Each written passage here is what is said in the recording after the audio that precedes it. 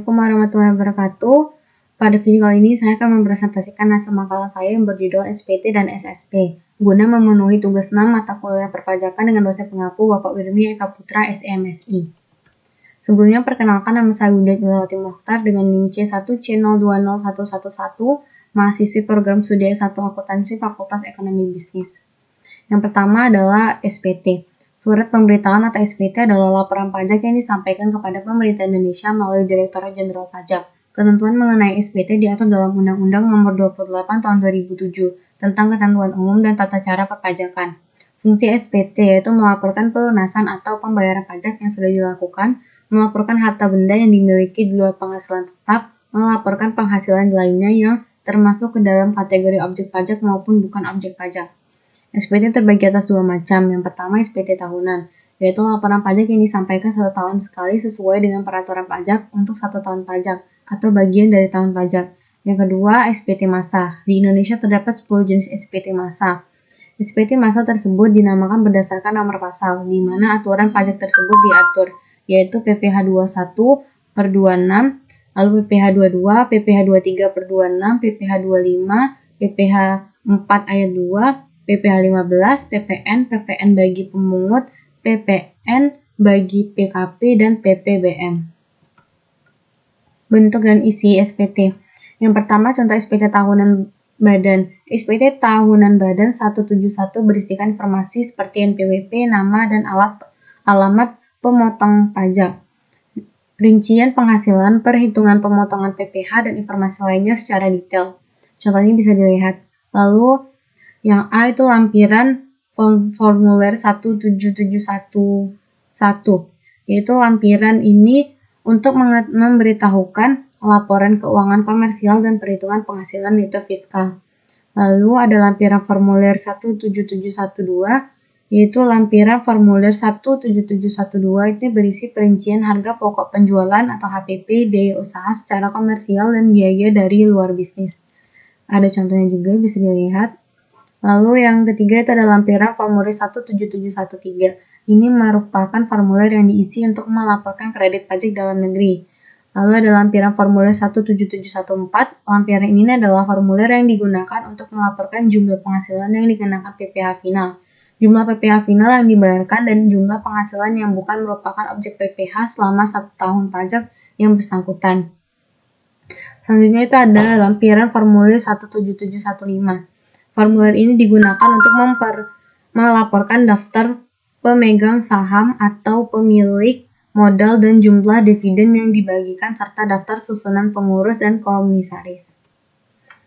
Lalu ada lampiran formulir 17716. Formulir ini digunakan untuk melaporkan daftar penyertaan modal pada perusahaan afiliasi, daftar utang dari pemegang saham dan atau perusahaan afiliasi, daftar piutang kepada pemegang saham dan atau perusahaan afiliasi. Lalu yang kedua itu ada contoh SPT masa badan. SPT bisa saja berstatus nihil atau kurang bayar untuk badan usaha, misalnya karena alasan-alasan seperti tidak berjalannya kegiatan usaha, pajaknya berstatus final, atau pajak kurang bayar lewat peraturan Menteri Keuangan Nomor 9 PMK 03/2018, berarti wajib pajak dibebaskan dari kewajiban pelaporan SPT masa nihil. Lalu yang wajib mengisi SPT itu menurut Direktorat Jenderal Pajak atau Ditjen Pajak menegaskan, setiap wajib pajak termasuk pensiunan wajib mengisi surat pemberitahuan atau SPT tahunan dengan benar, lengkap, dan jelas, menandatangani SPT serta menyampaikan SPT tersebut. Hal tersebut sesuai dengan aturan yang tertuang di dalam pasal 3 ayat 1 Undang-Undang Ketentuan Umum dan Tata Cara Perpajakan. Jadi walaupun berstatus sebagai pensiunan, selama masih memiliki NPWP dan masih menjadi wajib pajak, tetap diwajibkan untuk pelaporan SPT tahunan. Untuk pembetulan SPT. Pembetulan SPT adalah cara lapor SPT tahunan yang sudah Anda revisi atau perbaiki untuk tahun pajak yang sama. Direktorat Jenderal Pajak menyampaikan bahwa wajib pajak dapat membetulkan surat pemberitahuan pajak agar terhindar dari pemeriksaan pajak dan sanksi. Wajib pajak yang hendak melakukan pembetulan SPT dapat langsung mendatangi kantor pelayanan pajak wajib pajak terdaftar paling lama 2 bulan sebelum kadaluarsa penetapan pembetulan SPT masa atau surat pemberitahuan 1 masa pajak. Wajib pajak dikenakan sanksi administrasi berupa bunga 2% per bulan atas jumlah pajak yang kurang bayar. Selanjutnya ada batas waktu penyampaian SPT untuk surat pemberitahuan masanya. Yang pertama, batas waktu pembayaran dan pelaporan SPT masa pajak PPh pasal 4 ayat 2, PPh pasal 15, PPh pasal 21 per 26, PPh pasal 23 per 26 adalah tanggal 10 bulan berikutnya, sedangkan batas waktu pelaporan surat pemberitahuan masanya adalah tanggal 20 bulan berikutnya. Yang kedua, batas waktu pembayaran dan pelaporan SPT masa pajak PPh pasal 25 untuk wajib pajak, OP, dan badan. Maka batas waktu pembayaran atau penyetoran pajak adalah tanggal 15 bulan berikutnya, sedangkan untuk batas waktu pelaporan surat pemberitahuan masanya adalah tanggal 20 bulan berikutnya. Yang ketiga, batas waktu pembayaran dan pelaporan SPT masa pajak PPh pasal 25 untuk WP dan OP dan badan. Maka batas waktu pembayaran atau penyetorannya itu adalah tanggal 15 bulan berikutnya, sedangkan untuk batas waktu pelaporan surat pemberitahuan masanya adalah tanggal 20 bulan berikutnya. Yang keempat, itu ada batas waktu pembayaran dan pelaporan SPT masa pajak PPN dan PPNBM adalah pada akhir bulan berikutnya setelah berakhirnya masa pajak dan sebelum SPT masa PPN disampaikan, sedangkan untuk batas waktu pelaporan SPT masanya adalah pada akhir bulan berikutnya setelah berakhirnya masa pajak. Selanjutnya ada batas waktu penyampaian SPT untuk surat pemberitahuan tahunan. Surat pemberitahuan tahunan adalah instrumen yang memiliki fungsi yang serupa dengan SPT masa. Namun perbedaannya, SPT tahunan wajib dilaporkan setiap tahun atau pada akhir tahun pajak. Terdapat dua kategori SPT tahunan, yaitu SPT tahunan orang pribadi atau OP dan SPT tahunan badan. Batas waktu penyampaian dan pelaporan SPT tahunan PPh orang pribadi atau OP dan badan. Untuk PPh wajib pajak orang pribadi, maka batas waktu pembayaran atau penyetoran pajak adalah sebelum SPT tahunan PPh wajib pajak orang pribadi disampaikan, sedangkan untuk batas waktu pelaporan SPT tahunannya adalah pada akhir bulan ketiga setelah berikutnya tahun atau bagian tahun pajak. Bagi SPT tahunan PPh wajib pajak badan, maka batas waktu pembayaran atau penyetoran pajak adalah sebelum SPT tahunan atau PPh wajib pajak badan disampaikan. Sedangkan untuk batas waktu pelaporan SPT tahunannya adalah pada akhir bulan keempat setelah berakhirnya tahun atau bagian tahun pajak. Penundaan penyampaian SPT. Dalam keadaan tertentu, wajib pajak orang pribadi atau wajib pajak badan bisa saja terpaksa harus menunda kewajiban SPT tahunannya karena sejumlah alasan seperti padatnya kegiatan usaha dan kendala teknis dalam penyusunan laporan keuangan. Untuk kondisi seperti ini, maka penyampaian SPT tahunan bisa saja ditunda atau diperpanjang. Dalam perpajakan Indonesia, dalam waktu permohonan penundaan atau perpanjangan waktu pelaporan SPT tahunan, PPh wajib pajak orang pribadi atau wajib pajak badan ada aturannya. Wajib pajak orang pribadi dan wajib pajak badan dapat memperpanjang jangka waktu penyampaian SPT tahunan pajak penghasilan dalam jangka paling lama 2 bulan setelah batas waktu penyampaian SPT PPh. Cara pengajuan penundaan pelaporan SPT tahunan. Pengajuan permohonan penundaan pelaporan SPT tahunan baik wajib pajak pribadi maupun orang pribadi sama-sama harus disampaikan secara tertulis yang ditujukan kepada DJP menggunakan formulir yang telah ditentukan. Formulir 171Y ditunjuk untuk SPT tahunan PPh badan, sedangkan formulir 1770Y untuk SPT tahunan wajib pajak orang pribadi. Formulir 1771$Y untuk SPT tahunan PPh badan jika menggunakan mata uang dolar AS, US dollar.